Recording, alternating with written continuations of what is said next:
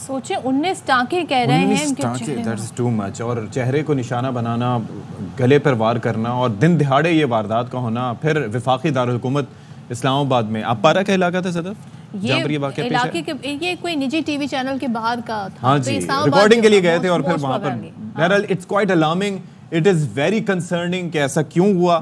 اور تحقیقات اب تک کہاں تک پہنچی ہے, کیونکہ وفاقی دارالحکومت ہے تو ظاہر ہے کہ وفاقی دارالحکومت لیکن کافی مختصر سا ہے, اتنا یہاں پر اتنی پریشانی نہیں ہونی چاہیے ملزمان کو ٹریس کرنے میں. تو عبد القادر ہمارے ساتھ موجود ہیں, ان سے ذرا بات کر لیتے ہیں. Thank you so much for joining us Abdul القادر.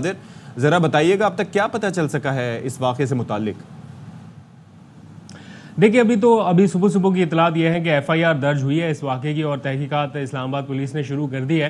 ابھی آپ علاقے کے بارے میں پوچھ رہے تھے, تو یہ اسلام آباد کا G7 مرکز ہے جہاں پر یہ نجی ٹی وی چینل کا دفتر تھا, جہاں پر یہ واقعہ ہوا. تو کوئی ایسا علاقہ نہیں ہے کہ کہیں جہاں زیادہ آبادی نہ ہو, کافی گنجان آباد علاقہ ہے.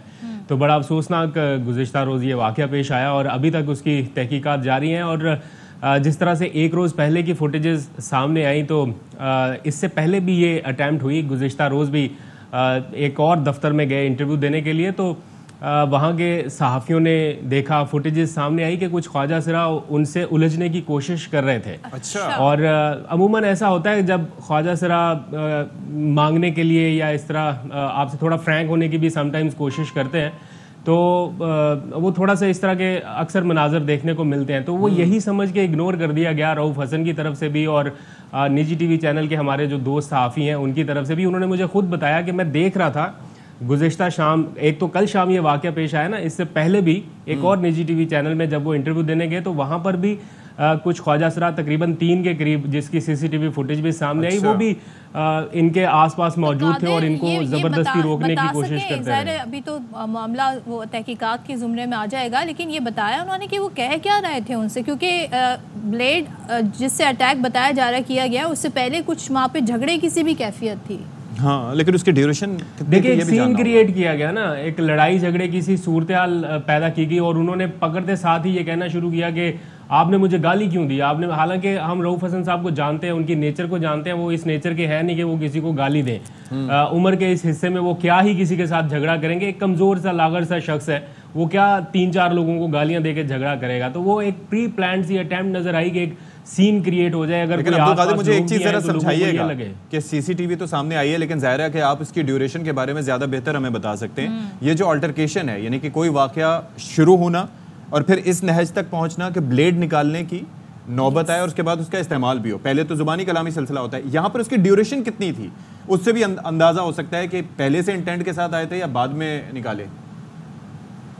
نہیں, وہ پہلے اس انٹینٹ کے ساتھ ہی وہاں پر موجود تھے. 1 منٹ 37 سیکنڈ کی یہ ویڈیو ہے جو سی سی ٹی وی فوٹیج سامنے آئی ہے. تو ایک شخص تو پہلے آیا نا ان کے قریب, اور اس نے انہیں انگیج کرنے کی کوشش کی کہ تم نے مجھے گالی کیوں دی. انہوں نے پکڑ لیا, لیکن اس کے پیچھے جو 2-3 اور لوگ تھے جنہوں نے, اتنی شدید گرمی ہے اسلام آباد میں, جو ٹیمپریچر ہے وہ کل تقریباً 40 ڈگری سینٹی گریڈ کے آس پاس تھا. تو عام حالات میں آپ بنا ایئر کنڈیشن کے یہ تصور نہیں کر سکتے کہ آپ اوپر کوئی چادر لے کے اتنی گرمی میں, اتنی دھوپ میں آپ شام 4 بجے کے قریب باہر پھریں.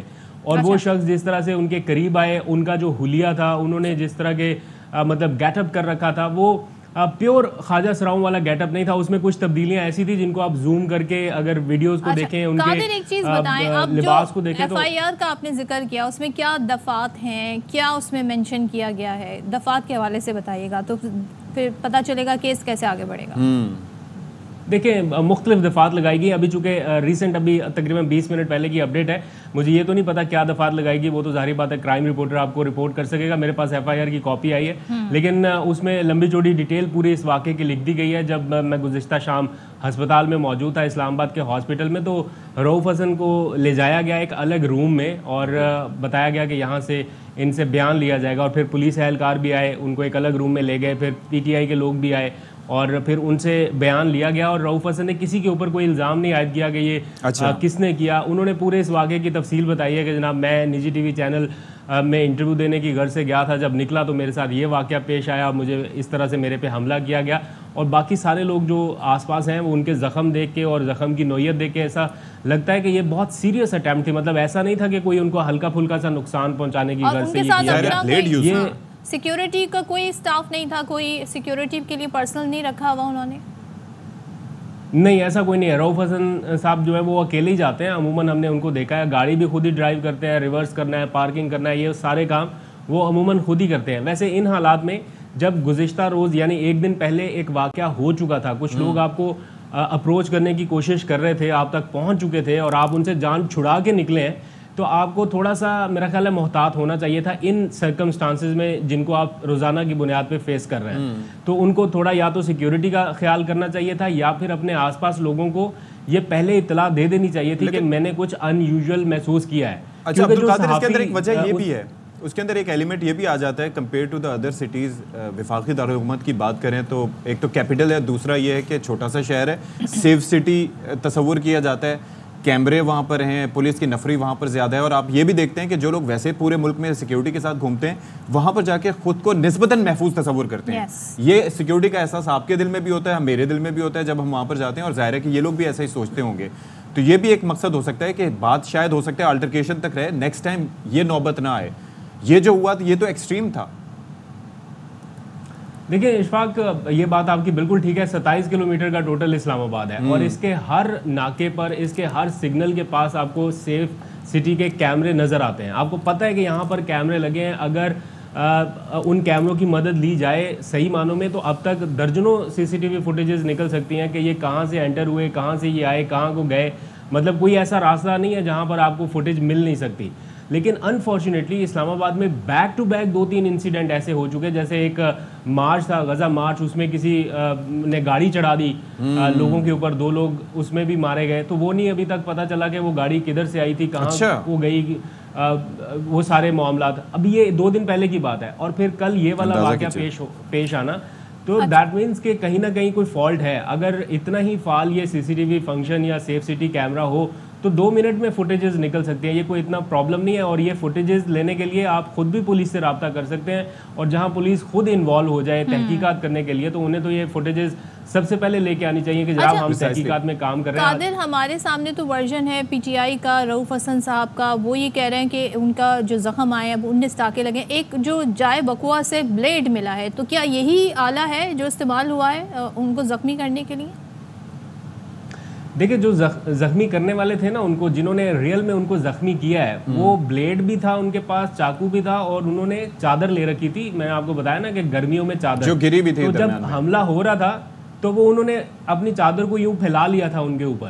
अब उस दौरान क्या, किस चीज़ से और हमला हो रहा था, क्या हो रहा था, वो गालबन उस चीज़ को छुपाने के लिए था।